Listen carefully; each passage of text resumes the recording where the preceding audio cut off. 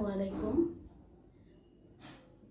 প্রথম বর্ষের প্রিয় ছাত্রছাত্রীরা এবং সরকারি বাংলা কলেজের শ্রদ্ধেয় শিক্ষক মণ্ডলী, আজকের অনলাইন ক্লাসে সবাইকে স্বাগত। আজকে আমাদের বিশেষ ক্লাসটিতে আমরা একাদশ শ্রেণীর অনলাইন বার্ষিক পরীক্ষার রসায়ন বিষয়ের ক্লাস নিব। একাদশ শ্রেণীর অনলাইন বার্ষিক পরীক্ষা তোমরা জানো শুরু হচ্ছে 7 তারিখে। প্রতিদিন সকাল 11টায় পরীক্ষাটি শুরু হবে। 50টি কোশ্চেন থাকবে, 50 মিনিটের একটি পরীক্ষা, এবং এতে অংশগ্রহণ করাটা সবার জন্যই বাধ্যতামূলক। এছাড়াও এতদিনে তোমরা জেনে গেছো যে 5 তারিখে সকাল 11টাতেই প্রস্তুতিমূলক একটি মক টেস্টও কলেজ কর্তৃপক্ষ তোমাদের সুবিধার্থে নেবেন। আর 3 তারিখে এই পরীক্ষায় অংশগ্রহণের জন্য যে ওয়েব লিঙ্ক, ইউজার আইডি এবং পাসওয়ার্ড তোমাদের এবং তোমাদের অভিভাবকদের কাছে চলে যাবে। যেহেতু নির্ধারিত সময়ের পরে আর পরীক্ষা দেয়া যাবে না, কাজেই ওই সময়ের জন্য smartphone, laptop, mobile data, wifi তোমাদের সংগ্রহ ব্যবস্থা করে রাখতে হবে সবাইকেই। আর আরেকটি যেটা, কলেজের যে নোটিশে সকল নির্দেশনা দেয়া আছে, এরপরেও বলা আছে যে সমস্যা হলে তোমাদের কোথায় কোন নাম্বারে যোগাযোগ করতে হবে। এখন এছাড়া তোমাদের যেটা, এটি সম্পূর্ণ এমসিকিউ এর উপর একটি পরীক্ষা। কিভাবে এটি নিতে হবে গত ক্লাসে এবং তার আগেও খুব সুন্দর করে বুঝিয়ে বলা হয়েছে। আশা করি তোমরা সবাই বুঝে গেছো এতদিনে যে পরীক্ষাটি কিভাবে নিতে হবে। পরীক্ষাটিতে সবাই অংশগ্রহণ করবে, আমি নিশ্চিত তোমাদের খুবই ভালো লাগবে পরীক্ষাটায় অংশগ্রহণ করতে পেরে। এটা খুবই একটি সুন্দর অভিজ্ঞতা হয়ে থাকবে তোমাদের জীবনে। এই করোনাকালীন আপৎকালীন একটি সময়ে তোমাদের জন্য কলেজ কর্তৃপক্ষের এই সুব্যবস্থাটি, তোমাদেরকে সবাই সহযোগিতা তোমরা করবে, সবাই অংশগ্রহণ করবে এবং সুন্দর মতো পরীক্ষাটি দিবে, এই কামনা করে আমি আমার আজকের বিষয়ের ক্লাসটি শুরু করছি। দেখো, আজকে যে রসায়ন ক্লাসে আমি বোর্ডে তোমাদের সিলেবাসটি দিয়ে দিয়েছি, তোমরা সবাই জানো, তারপরও তোমাদের সুবিধার্থে দিয়েছি। এখানে প্রথম অধ্যায়ের এবং দ্বিতীয় অধ্যায় এবং তৃতীয় অধ্যায় থাকবে প্রথম পত্রের, অর্থাৎ ল্যাবরেটরি নিরাপদ ব্যবহার, গুণগত রসায়ন এবং মৌলের পর্যায়বৃত্ত ধর্ম ও রাসায়নিক বন্ধন। এই 3টি চ্যাপ্টার প্রথম পত্র থেকে, এবং দ্বিতীয় পত্র থেকে থাকবে পরিবেশ রসায়ন এবং দ্বিতীয় অধ্যায়ের জৈব রসায়ন। এই 2টি চ্যাপ্টার তোমাদের বিষয় কোড অবশ্যই 176 এটি তোমাদের বিষয় কোড। যেহেতু রসায়ন, কাজেই এখানে প্রায়োগিক কিছু অঙ্ক এবং হিসেবের প্রয়োজন আছে, কাজেই তোমরা সেরকম কলম, কাগজ এগুলোর ব্যবস্থা নিয়েই তোমরা এই বিষয়ে পরীক্ষাটি দিতে আসবে বা দেওয়ার জন্য তৈরি হবে। তাহলে আমি আজকে তোমাদের ক্লাসের কিছু এমসিকিউ কোশ্চেন নিয়ে আলোচনা করি। গত ক্লাসে প্রথম অধ্যায়, দ্বিতীয় অধ্যায় এবং দ্বিতীয় পত্রের দ্বিতীয় অধ্যায় নিয়ে আলোচনা করা হয়েছে, অর্থাৎ এমসিকিউ এর ধরন ইত্যাদি সম্বন্ধে গত রসায়ন ক্লাসে আলোচনা করা হয়েছে। আজকে আমি তোমাদের সাথে প্রথম পত্রের তৃতীয় অধ্যায়, অর্থাৎ মৌলের পর্যায়বৃত্ত ধর্ম ও রাসায়নিক বন্ধন, এবং দ্বিতীয় পত্রের প্রথম অধ্যায়, অর্থাৎ পরিবেশ রসায়ন, এই 2টি বিষয়ের এমসিকিউ এর কিছু নমুনা প্রশ্ন এবং কিছু যেটা তোমাদের এমসিকিউ কোশ্চেনের জন্য কিছু জিনিস জানা থাকা দরকার, সেগুলো নিয়ে আলোচনা করব। তাহলে আমি আলোচনা শুরু করছি। আমরা শুরু করব তৃতীয় অধ্যায়, অর্থাৎ মৌলের পর্যায়বৃত্ত ধর্ম এবং রাসায়নিক বন্ধন, এই অংশটি নিয়ে। নামেই কিন্তু বোঝা যাচ্ছে এখানে 2টো অংশ আছে, একটি মৌলের পর্যায়বৃত্ত ধর্ম, অন্যটি রাসায়নিক বন্ধন, অর্থাৎ অধ্যায়টি 2টো অংশে ভাগ করা। আমি প্রথমেই শুরু করি মৌলের পর্যায়বৃত্ত ধর্ম নিয়ে। যে এমসিকিউ কোশ্চেন কোন কোন জায়গা থেকে এইখানের কোশ্চেনগুলো বেশি আসে, যেহেতু নামেই পর্যায়বৃত্ত ধর্ম, কাজে এই চ্যাপ্টারটা শুরুই হবে পর্যায় সারণী দিয়ে। পর্যায় সারণী 2 রকম তোমরা জানো, একটি সনাতন এবং একটি আধুনিক পর্যায় সারণী। কাজে প্রথম এমসিকিউ এর ধারণাটা চলে আসে এদের সংজ্ঞাগত যে যে উৎপত্তি সেটা নিয়ে, অর্থাৎ আধুনিক পর্যায় সারণী বলতে তুমি কি বুঝবে, কিংবা যেটা মেন্ডেলিফের সনাতন পর্যায় সারণী সেটি সম্বন্ধে তোমার কি ধারণা আছে। আমরা জানি সনাতন যে পদ্ধতিটি সেটি পারমাণবিক মৌলের পারমাণবিক ভর অনুসারে সাজানো হয়েছে, এবং যে আধুনিক যে পর্যায় সারণী সেটি পারমাণবিক সংখ্যা এবং ইলেকট্রন বিন্যাস অনুসারে সাজানো হয়েছে, এবং এটি একটি সুন্দর এমসিকিউ কোশ্চেন হিসেবে আসতে পারে। এছাড়া এরপরেই যেটাতে চলে আসবে পর্যায় সারণী থেকে যে এদের গ্রুপ এবং পর্যায়, যেহেতু দুটো পদ্ধতি আছে, দুটো মতবাদ আছে, কাজে সনাতন পদ্ধতিতে গ্রুপ এবং পর্যায় সংখ্যা এবং যে আধুনিক পদ্ধতিতে গ্রুপ এবং পর্যায় সংখ্যা এটি তোমাদের জানতে হবে। এখান থেকে এমসিকিউ আসে। যেমন আমি যদি বলি যে সনাতন পদ্ধতিতে গ্রুপের সংখ্যা 6, 7, 8, 9 এরকম একটা কোশ্চেন দিলাম। আমরা জানি যে সনাতনে পর্যায় সারণীতে যে গ্রুপের সংখ্যা 8, কিংবা আমি দিলাম যে আধুনিক পর্যায় সারণীতে দীর্ঘতম পর্যায় প্রথম, তৃতীয়, পঞ্চম, ষষ্ঠ কোনটি দীর্ঘতম পর্যায়। কাজে তোমার জানতে হবে দীর্ঘতম পর্যায় কোনটি, ষষ্ঠ। ষষ্ঠ পর্যায়টি দীর্ঘতম পর্যায়। কাজে তুমি বুঝতেই পারছো যে প্রথমে তোমাকে সংজ্ঞাটা জানলে এমসিকিউ এর জন্য এরপরে যেটা তোমাকে জানতে হবে যে এই দু ক্ষেত্রে গ্রুপের এবং পর্যায়ের সংখ্যা কত এবং কোনটি দীর্ঘতম পর্যায় ইত্যাদি, এইটা সম্বন্ধে তোমাদের জানতে হবে। এখান থেকে এমসিকিউ কোশ্চেন আসে।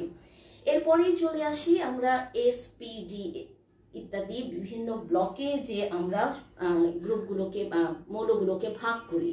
এখানে আমরা যখন এস পি ডি বিশেষ করে এইখানে যখন চলে আসব, প্রথমেই তার লাগবে এদের সংজ্ঞা। এমসিকিউ কোশ্চেনের জন্য এদের যে সংজ্ঞা, আমরা জানি এস ব্লকে যখন ভ্যালেন্স ইলেকট্রনটি আসে, যোজ্যতা ইলেকট্রন, তাকে এস মৌল, বা পি ব্লকে আসে পি মৌল, বা ডি ব্লকে আসলে এটাকে আমরা ডি মৌল বলতে পারি।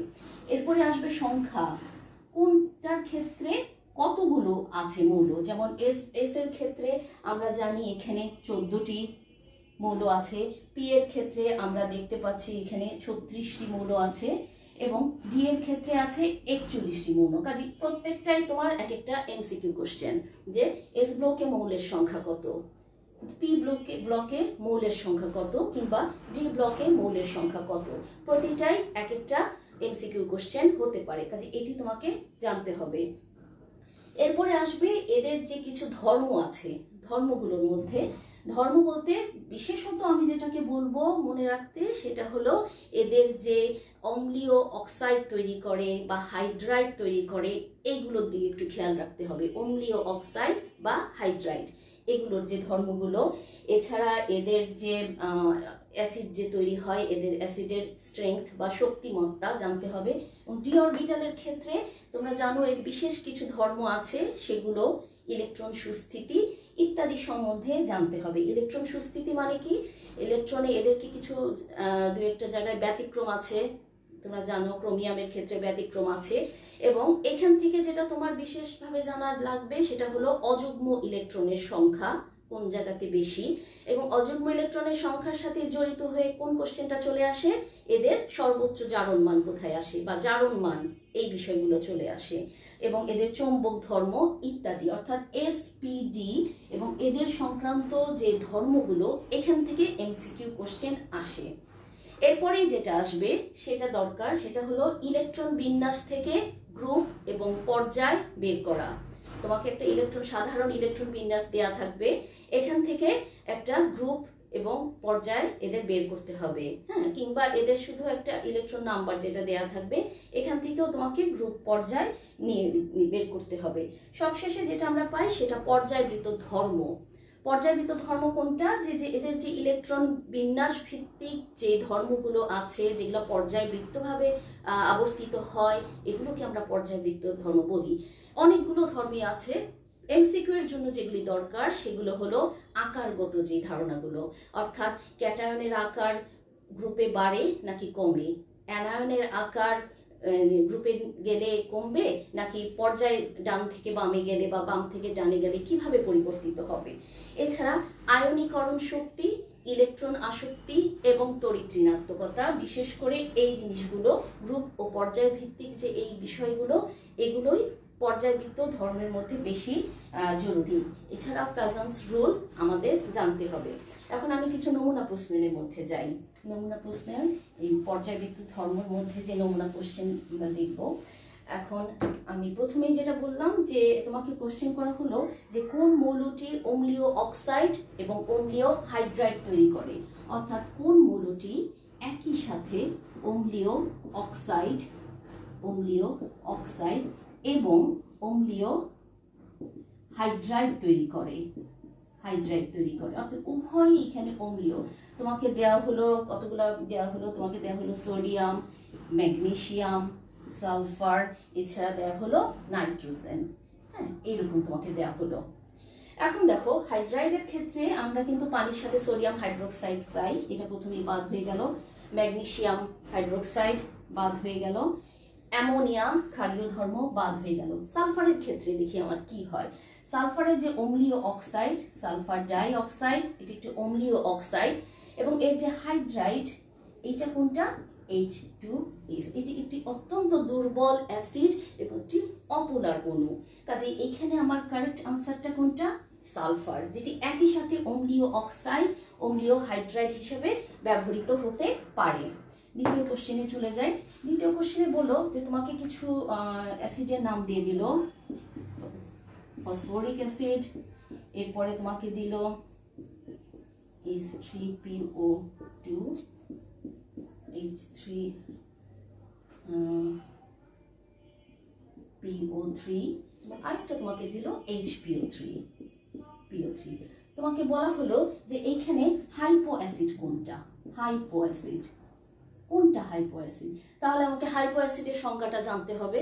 আমরা জানি হাইপো অ্যাসিড কোনগুলা? যাদের জারণ মান সর্বনিম্ন, লোয়ার অক্সিডেশন স্টেট, জারণ মান। তুমি এখানে যদি হিসাব করে দেখো তাহলে এই ক্ষেত্রে প্রতিটার ক্ষেত্রে আমি যদি ফসফরাসের যে জারণ মান যদি বের করি তাহলে এখানে দেখবে যে যেটা এই ক্ষেত্রে এইটা হলো আমার হাইপো ফসফরাস অ্যাসিড। কেন? এখানে 2 2 -4, এখানে +3, ফসফরাসের +1, এর চাইতে কম জারণ মান কোনোটারই নেই। কাজে এখানে হাইপো অ্যাসিড বলতে আমরা এই অ্যাসিডটাকে বুঝবো। হ্যাঁ, এটাও একটা এমসিকিউ কোশ্চেন এবং একটা সুন্দর কোশ্চেন যেটি বোর্ডে আসে। এই ধরনের একটা কোশ্চেন দিলাম। এরপরে আসবে যে HNO3 এবং আরেকটা তোমাকে দিল H3PO4। এখানে তোমাকে কিছু ধারণা দিয়ে দিল, যেমন একে তোমাকে বলল নাইট্রোজেন ফসফরাসের জারণ মান 1 সমান, জারণ মান সমান, এটা বলে দিল।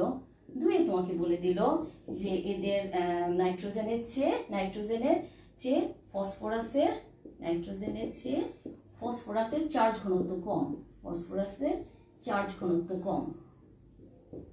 ঘনত্ব কম, এইটি একটি দিল।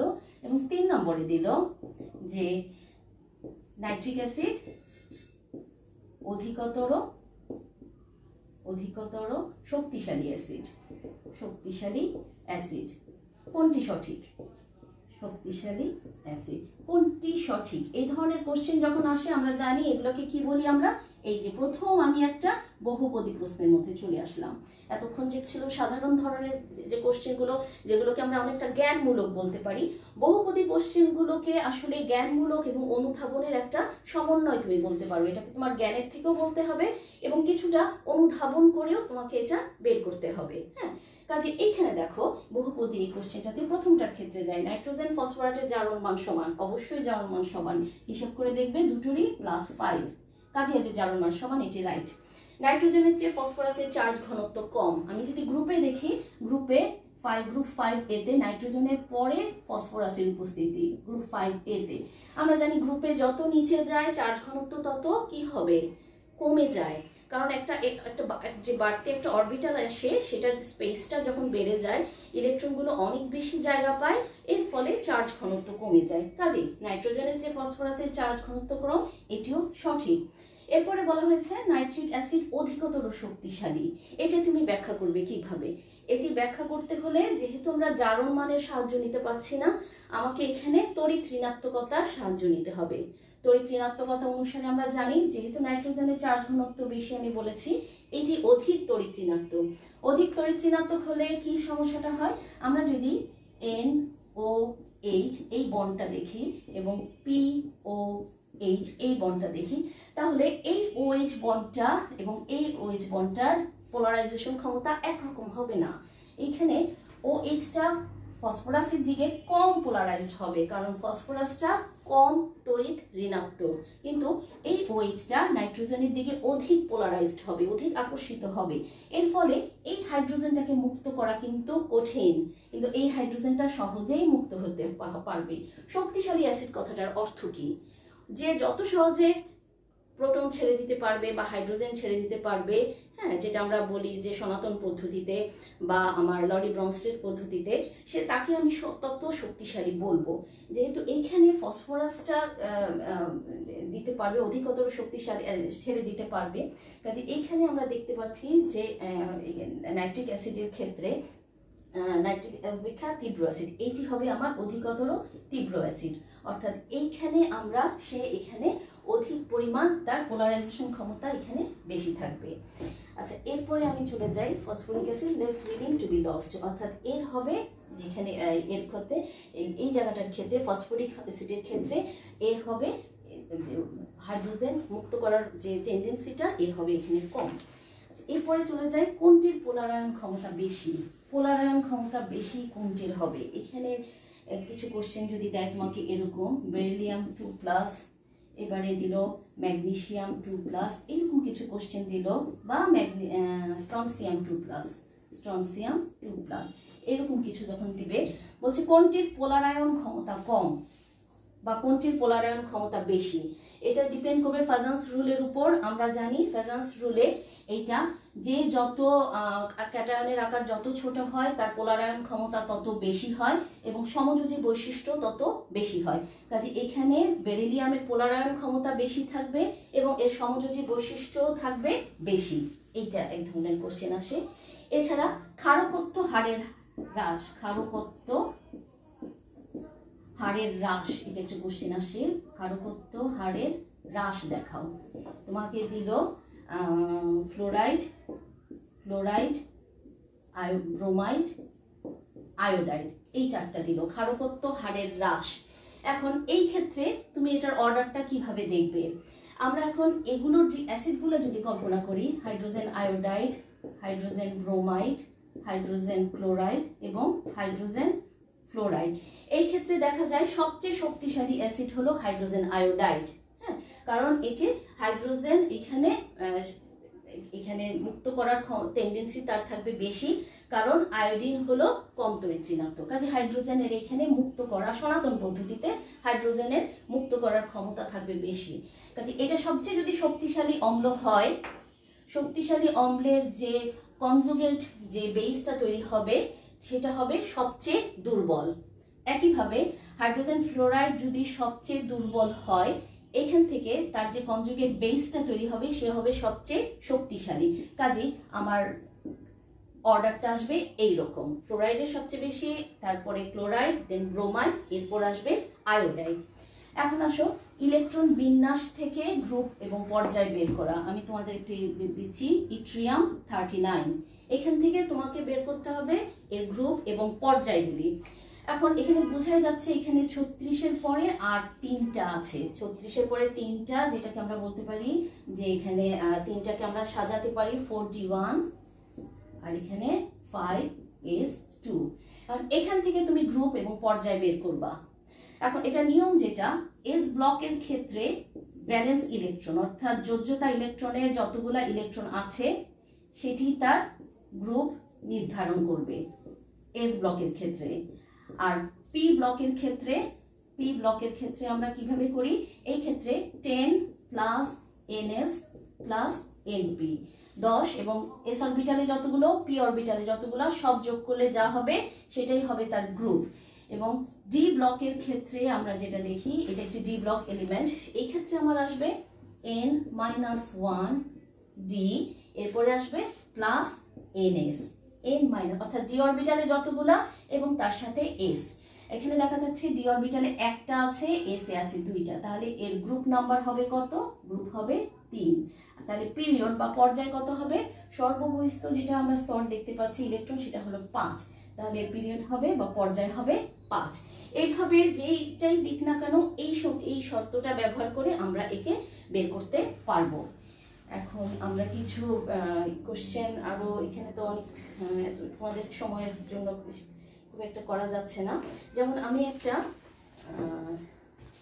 এবারে একটা এই ধরনের একটা যেটাকে অভিন্ন প্রশ্ন, সেই ধরনের একটা নমুনা দেখাই।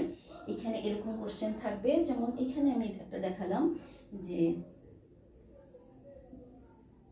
এরকম, এগুলোর মধ্যে এখানে আমরা পর্যায় দেখাচ্ছি, এখানে আমরা পর্যায় দেখাচ্ছি, পর্যায়, আর এখানে দেখাচ্ছি গ্রুপ। তোমাকে এখানে দেওয়া আছে 1 দেওয়া আছে, এখানে 16 দেওয়া আছে এবং এখানে 17।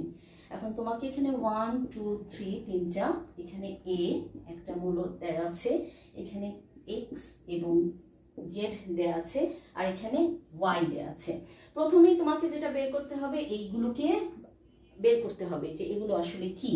বের করলেই তোমার কিন্তু একটা নাম্বার চলে আসতেছে। তাহলে প্রথমে এ, গ্রুপ 1 এর 1, তাহলে এটা আমরা বুঝতেই পাচ্ছি এটাতে কি আসে আসলে। এখানে এ মানে হলো এখানে হাইড্রোজেন আছে। তারপর 16তে গিয়ে যে এক্স আছে সেটা আমরা দেখছি এখানে হবে অক্সিজেন। অক্সিজেনের নিচেই এখানে গ্রুপ 16 এ যেটা আসবে সেটা সালফার, এবং 17 এ গিয়ে একই পর্যায় 2 তে গিয়ে যেটা আসবে সেটা হচ্ছে আমাদের ফ্লোরিন। এখানে আসবে আমার ফ্লোরিন। এখন এখান থেকে তোমাদের যে কোশ্চেন আসবে, এখানে তড়িৎ ঋণাত্মকতার ক্রমটা ওনারা জানতে চাচ্ছেন। তড়িৎ ঋণাত্মকতার ক্রম অর্থাৎ এখানে এ, এক্স, ওয়াই, জেড এর যে তড়িৎ ঋণাত্মকতার ক্রমটা কেমন হবে। আমরা খুব দেখেই বুঝতে পারছি এখানে প্রথমে কোনটা যাবে। প্রথমে অবশ্যই যাবে সর্বডানে যে অবস্থিত অর্থাৎ ফ্লোরিন, হ্যাঁ, তারপরে আসবে অক্সিজেন, তারপরে আসবে সালফার, দেন আসবে আমার হাইড্রোজেন। এই হলো আমার তড়িৎ ঋণাত্মকতার ক্রম। এটা হলো প্রথম কোশ্চেন। দ্বিতীয় কোশ্চেনে এখানে বলা হয়েছে যে এখানে কিছু কোশ্চেন থাকে যে অনেক সময় দেখায় যে এখানে যে কতগুলো মুক্ত ইলেকট্রন আছে, এই ধরনের কোশ্চেন দেয়, বা এখানে ইলেকট্রন আসক্তি নিয়ে কোশ্চেন আসতে পারে। ইলেকট্রন আসক্তি দিয়ে যদি তোমাকে কোশ্চেন দেয় যে কোনটার ক্ষেত্রে তড়িৎ ইলেকট্রন আসক্তি অধিক হবে, হ্যাঁ, বা কোনটার ক্ষেত্রে তড়িৎ ঋণাত্মকতা বেশি কিংবা কম হবে। ইলেকট্রন আসক্তি এবং তড়িৎ ঋণাত্মকতা সম্পূর্ণ ভিন্ন দুটি ব্যাপার। তড়িৎ ঋণাত্মকতা হলো এদের যে ইলেকট্রন আকর্ষণ করার ক্ষমতা, আর ইলেকট্রন আসক্তি হলো একমোল ইলেকট্রন বহিস্থ স্তরে সংযুক্ত হলে যে পরিমাণ শক্তি নির্গত হয় সেটাকে আমরা বলি ইলেকট্রন আসক্তি। কাজেই এখান থেকে অভিন্ন এই ধরনের কোশ্চেনকে আমরা যে অভিন্ন প্রশ্ন বলি। এই ধরনের কোশ্চেনে এইটার সাথে রিলেটেড যে কোশ্চেনটা থাকে বিশেষ করে সেগুলো সাধারণত ইলেকট্রন আসক্তি অথবা তড়িৎ ঋণাত্মকতা এই সংক্রান্ত প্রশ্নগুলি আসে। অভিন্ন কোশ্চেন এই ধরনের আসে। আচ্ছা, এরপরে আমরা চলে যাই এখানে বন্ধনের ক্ষেত্রে। এরপরে আমরা পর্যায় সারণীর পরের যে অংশটা সেটা হলো বন্ধন। বন্ধনের ক্ষেত্রে কোনটা কোনটা আমাদের জানতে হবে। প্রথমেই বন্ধনের ক্ষেত্রে রাসায়নিক বন্ধন। এখানে আমাদের বিভিন্ন বন্ধন সম্বন্ধে আমাদের একটা ধারণা থাকতে হবে। বিভিন্ন বন্ধন মানে কি? এটা হতে পারে আয়নিক বন্ধন, সমযোজী, হাইড্রোজেন বন্ধন, সন্নিবেশ বন্ধন ইত্যাদি। এরপরেই চলে আসবে সংকরায়ন এবং শেষে আসবে আকৃতি। অর্থাৎ এই তিনটা বিষয়ের দিকে এখানে আমাদের খেয়াল করতে হবে। তাহলে এখানে তোমাদের একটা কোশ্চেন দিল, ধরো হাইড্রোজেন বন্ধনের জন্য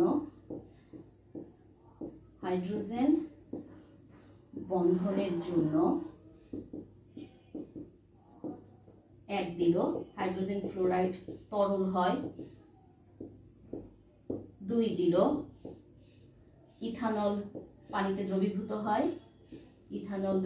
হয়, এবং 2 দিল এবং 3 আসলো যে ইথানোয়িক অ্যাসিড ডাইমার তৈরি করে। ইথানোয়িক অ্যাসিড বলা হয়েছে ডাইমার তৈরি করে।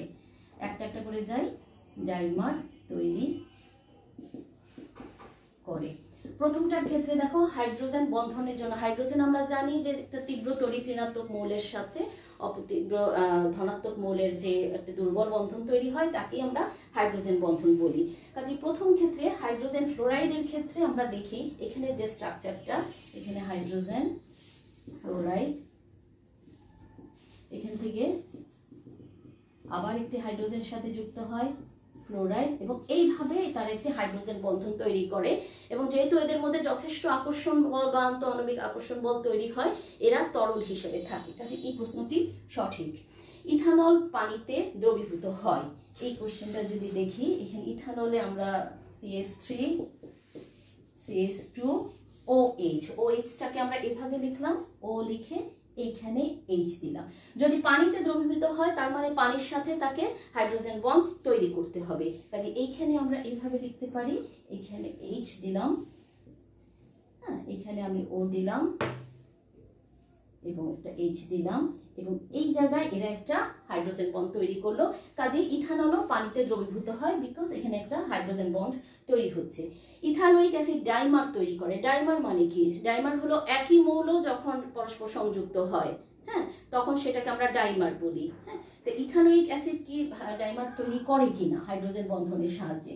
এখানেও আমরা দেখি, আমরা ইথানোয়িক অ্যাসিড অর্থাৎ CH3 COOH আমরা যদি দেই, এখানে প্রথমে একটা OH, এই হাইড্রোজেনটার সাথে ওই পাশে যে আরেকটা ইথানোয়িক অ্যাসিড যদি আমরা দেখি, এখানে CH3 দেই, হ্যাঁ, C, এখানে একটা ডাবল বন্ড O, আর এখানে OH দিই এইখানে, এবং এই জায়গায় একটা সুন্দর মতো দেখা যাচ্ছে যে আমার কি তৈরি হচ্ছে, এখানে একটা ডাইমার তৈরি হচ্ছে। কার জন্য? হাইড্রোজেন বন্ধনের জন্য। কাজে এইটাও কারেক্ট। কাজে 1 2 3 তিনটাই আমার দেখা যাচ্ছে এখানে সঠিক। আরেকটা কোশ্চেন আসলো, আয়নিক বন্ধনের জন্য প্রয়োজনীয় শর্ত কি? এমসিকিউ কোশ্চেন হিসেবে। ধাতুর নিম্ন আয়নীকরণ শক্তি, তাহলে তোমাকে জানতে হবে নিম্ন আয়নীকরণ শক্তি বলতে কি বোঝায়, বা যৌগের উচ্চ ল্যাটিস শক্তি বলতে কি বোঝায়, কিংবা অধাতুর উচ্চ ইলেকট্রন আসক্তি বলতে কি বোঝায়, যেটি প্রত্যেকটাই আয়নিক বন্ধনের জন্য দরকার। আচ্ছা, এইবারে সংকরায়নের কিছু কোশ্চেন আমাকে দেখাতেই হবে। সংকরায়নের কোশ্চেন এবং আকৃতিগত কোশ্চেন। এখানে দিল চতুস্তরকীয় আকার কার? NH4+, এরপরে দিল NH3, এরপরে দিল 3 নম্বরে আমরা দিলাম যে এখানে আসলো কার্বন টেট্রাক্লোরাইড। এখানে যদি আমাদের সংকরায়ন বের করতে হয় তাহলে আমরা অরবিটাল সংখ্যা আমরা হিসাব করি কিভাবে? অরবিটাল সংখ্যা সমান হাফ, হ্যাঁ, এখানে যোজ্যতা ইলেকট্রন, সেটাকে আমরা ধরো যদি নাইট্রোজেনের ক্ষেত্রে ধরি, নাইট্রোজেনের যোজ্যতা বহিস্তরে আছে 5টা ইলেকট্রন, 5, হ্যাঁ। এরপরে যেটা আসবে আমার একযোজি কতগুলো আছে? একযোজি এখানে একটা হাইড্রোজেন 4টা আছে, তাহলে এখানে আমার আসবে +4 যোজ্যতা ইলেকট্রন প্লাস একযোজি ইলেকট্রন, মাইনাস আসবে ক্যাটায়নের চার্জ। ক্যাটায়নের চার্জ একটাই আছে, মাইনাস এখানে 1 পাচ্ছি। আর আছে যে ক্যাটায়নে অ্যানায়নের চার্জ, অ্যানায়নের চার্জ এখানে আমার কোনো অ্যানায়ন এখানে নেই, তাহলে এখানে আমি যদি NH4 এর ক্ষেত্রে আমার আসবে হিসাবে করলে হাফ, 9 - 1 দ্যাট ইজ 8, অর্থাৎ এখানে 4 দ্যাট ইজ sp3, এবং এটি একটি চতুস্তলকীয় স্ট্রাকচার তৈরি করবে।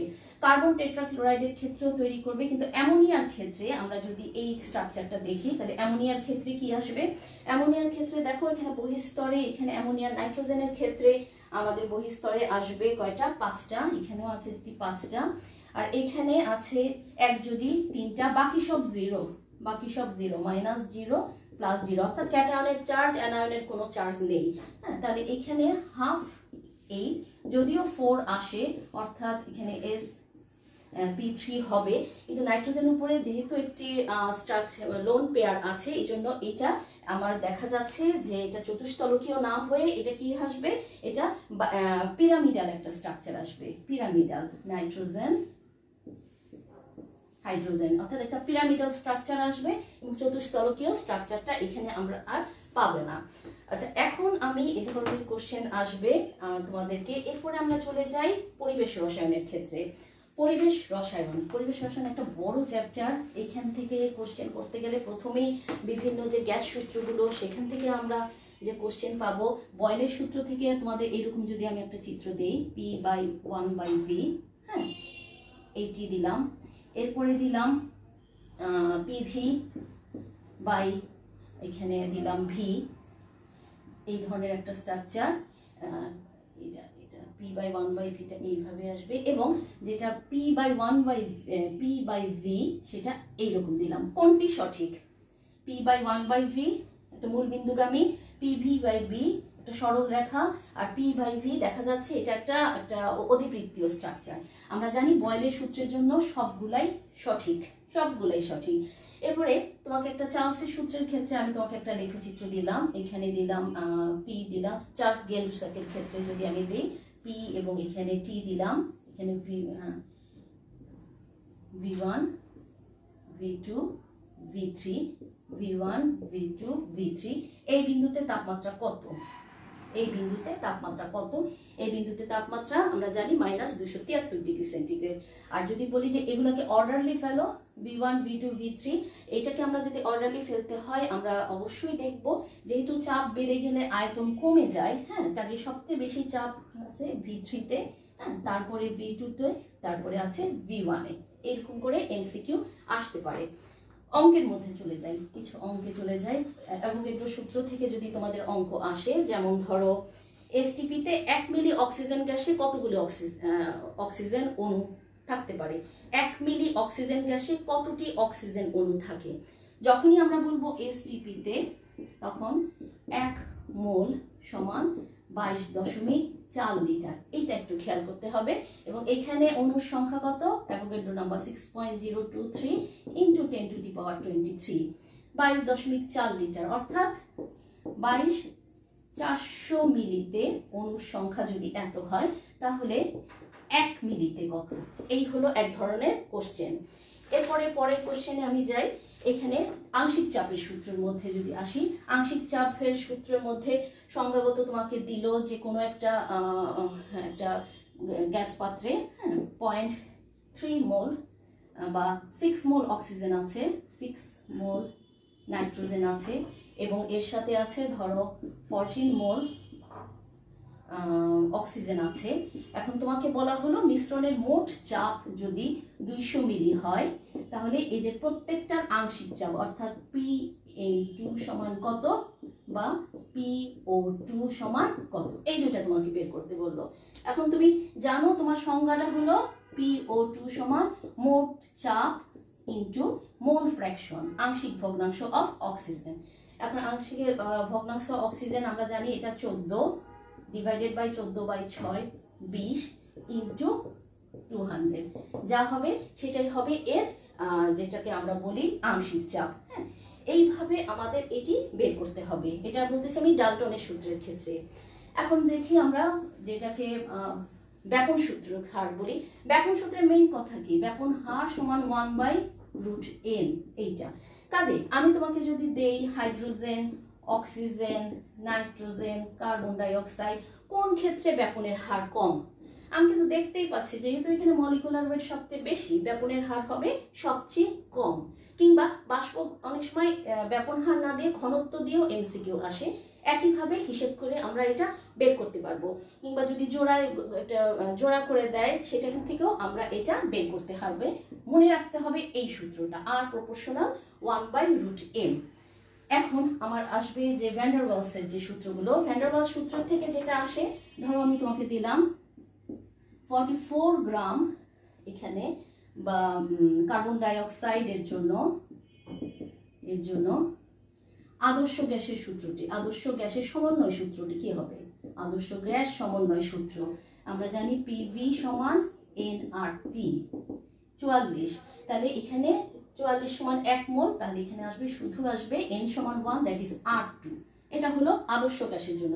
এখন আমি তোমাকে দিলাম বাস্তব গ্যাসের জন্য, ধরো 4 গ্রাম হাইড্রোজেনের জন্য, বাস্তব গ্যাসের জন্য তুমি এটা আমি বাস্তব বানাই দিলাম। এটাকে বাস্তব গ্যাসের জন্য তোমাকে সমীকরণটা বের করতে হবে। সমীকরণটা আমরা জানি P প্লাস এখানে আমরা যদি লিখি A n² by V² V minus n b, V minus n b সমান 8t। তোমাকে দিয়েছে 4 গ্রাম, তাহলে n এর মান কি হবে 4/2, তাহলে এখানে আসবে 2, বা এখানে n আর t যদি হয় এখানে আসবে 2, আর এখানে n স্কয়ার যখন হবে তখন 2 স্কয়ার, তাহলে এখানে আসবে কত 4a বাই n স্কয়ার। কাজে একই কোশ্চেন তোমাকে যদি আমি দেই বাস্তব গ্যাসের জন্য সেখানে এভাবে লিখবে, আর যদি আদর্শ গ্যাসের জন্য তোমাকে এভাবে বের করতে হবে। এ মানে কি, এটাও একটা এমসিকিউ আসে। এ বলতে আমরা বুঝাই এদের যে আন্তঃআণবিক আকর্ষণ বল সেটা। এবারে তোমার দিল যে আরএমএস বের করতে দিল। আরএমএস কিরকম বললো তোমাকে, hydrogen, nitrogen, carbon die oxide, বললো যে এখানে রুট মিন স্কয়ারের তোমাকে এর ক্রমটা বের করতে হবে।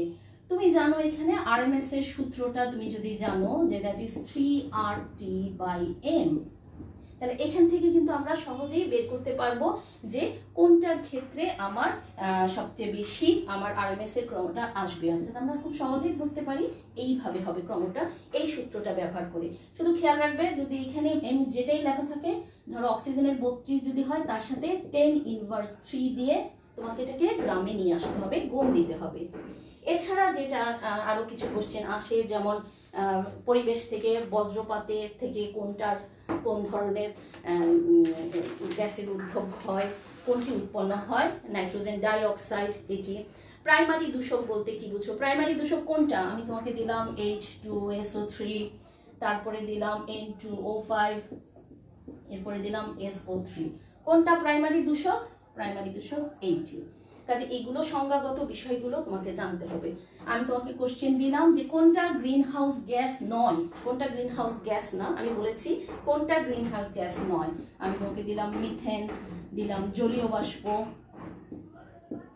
বাষ্প, এছাড়া দিলাম কার্বন ডাই অক্সাইড, আর দিলাম এখানে তোমাকে দিলাম যে কোনো একটা দিতে পারি অক্সিজেন। কোনটা গ্রিন হাউস গ্যাস নয়, হ্যাঁ খেয়াল রাখবে এই তিনটা green house gas, oxygen green house gas না। আর যদি তোমাকে কোশ্চেন আসে যে প্রধান গ্রিন হাউস গ্যাস কোনটি, সব সময় সেটা মনে রাখবে carbon die oxide. Green house gas বলতে আমরা শুধু আসলে কার্বন ডাই অক্সাইডকে বুঝাই মুখ্য, আর এগুলো হলো সেকেন্ডারি বলতে যেটা বোঝায় সেই ক্ষেত্রে। আচ্ছা, এবার অম্ল ক্ষার তত্ত্বের মধ্যে চলে যাই। এইখানে অম্লত্ব ক্ষারকত্ব বের করতে হবে। দিল তোমাকে Al2O3 এর যেটা তোমাকে অম্লত্ব যদি বের করতে হয় কিভাবে বের করবে, Al2O3 এর সাথে হাইড্রোক্লোরিক অ্যাসিডের বিক্রিয়া এইখানে যখন আমরা করব আমার উৎপন্ন হবে অ্যালুমিনিয়াম ক্লোরাইড এবং পানি, অ্যালুমিনিয়াম ক্লোরাইড এবং পানি। এখানে দেখা যায় আমি যখন ব্যালেন্স করব তখন এখানে 6টা আসবে, তাহলে এর অম্লত্ব 6, যেহেতু এটা 6টা হাইড্রোক্লোরিকের সাথে গিয়েছে। একইভাবে যদি তোমাকে কোশ্চেন দেয় ফসফরিক অ্যাসিডের ক্ষারকত্ব কত, তাহলে ফসফরিক অ্যাসিড যখন সোডিয়াম হাইড্রোক্সাইডের সাথে বিক্রিয়া যায় সোডিয়াম ফসফেট তৈরি হয়, Na3PO4 তৈরি হবে, এবং যেহেতু লবণ এখানে একটা পানি তৈরি হবে। আমরা যখন ব্যালেন্স করব তখন দেখবা এখানে 3টা সোডিয়াম আছে, এখানে 3, তাহলে ফসফরিক অ্যাসিডের ক্ষারকত্ব কত হবে, ক্ষারকত্ব হবে 3। হ্যাঁ, আচ্ছা এছাড়া আছে খাদ্য শৃঙ্খল নিয়ে কোশ্চেন আছে। খাদ্য শৃঙ্খলে সবচেয়ে অধিক ক্ষতিকর কোনটা, ক্রোমিয়াম। এর ফলে কি ধরনের সমস্যা, ক্রোমিয়ামগুলো কোন সমস্যাগুলো তৈরি করে, এটি একটি কোশ্চেন। আর আসে আর্সেনিক একটা নিয়ে কোশ্চেন আছে, যে আর্সেনিকের কিন্তু অনেকগুলো জারণ মান হয়, এর মধ্যে কোন জারণ মানটা সবচেয়ে বেশি ক্ষতিকর। সবসময় খেয়াল রাখবে আর্সেনিক যেটা 3+ সবচেয়ে বেশি ক্ষতিকর এইটি। এবং ভারী ধাতুর ক্ষেত্রে বা বিওডি, সিওডি বা এই ক্ষেত্রে অ্যাব্রিভিয়েশনগুলো আমাদের জানতে হবে। অর্থাৎ BOD biochemical oxygen demand, COD chemical oxygen demand, এই অ্যাব্রিভিয়েশনগুলো মানে ভাঙানো যেটা, বা কোনটার সীমা কত দূর হতে হবে, যেটা আমাদের স্বাস্থ্যকরভাবে যেটা WHO কর্তৃক দেওয়া সীমাটা জানা, বা আর্সেনিকের যে কতটুকু থাকলে সেটা আমাদের জন্য ক্ষতিকর না। আমরা দেখেছি আর্সেনিকের ক্ষেত্রে এটা মাত্র মানে 0.1 ppm পর্যন্ত আমরা নিতে পারি। কাজে এই ক্ষেত্রে এই বিষয়গুলো নিয়ে জানতে হবে। এছাড়া শিল্প বর্জ্য যেটাকে আমরা বলি ইটিপি, এটারও ভাঙায় দেওয়া একটা কোশ্চেন আসে অ্যাব্রিভিয়েশন টাইপের, আর এটা তরল বর্জ্যের জন্য খেয়াল করতে হবে। আর আসে ওজোন স্তর নিয়ে কোশ্চেন আসে, ওজোন, সালফারিক অ্যাসিড বৃষ্টির জন্য কোনটা সবচেয়ে বেশি দায়ী, এরকম আসে। এছাড়া টিডিএস, টিডিএস দিয়ে আসলে কি বোঝায়, এটাও একটা কমন কোশ্চেন, এমসিকিউ। এখন এটা অনেক বড় একটা চ্যাপ্টার, আজকে আমার সময় শেষ, এর চেয়ে বেশি আর করতে পারছি না। তোমরা এইভাবেই একটু একটু করে গুছিয়ে নিও। প্রশ্ন ভয়ের কিছু নাই, তোমাদের পড়ার মধ্যেই কোশ্চেন দেওয়া আছে, একটু মাথা ঠান্ডা করে দিলে, যেহেতু একবারে একটা কোশ্চেনই আসবে, একটা একটা করে সুন্দর করে দিয়ে পরীক্ষাটা ঠিক সময়ে সুন্দরভাবে তোমরা শেষ করতে পারবে আশা করি। আজকে সবাইকে অনেক ধন্যবাদ ক্লাসটি দেখবার জন্য। সবাইকে অনেক শুভেচ্ছা। আসসালামু আলাইকুম।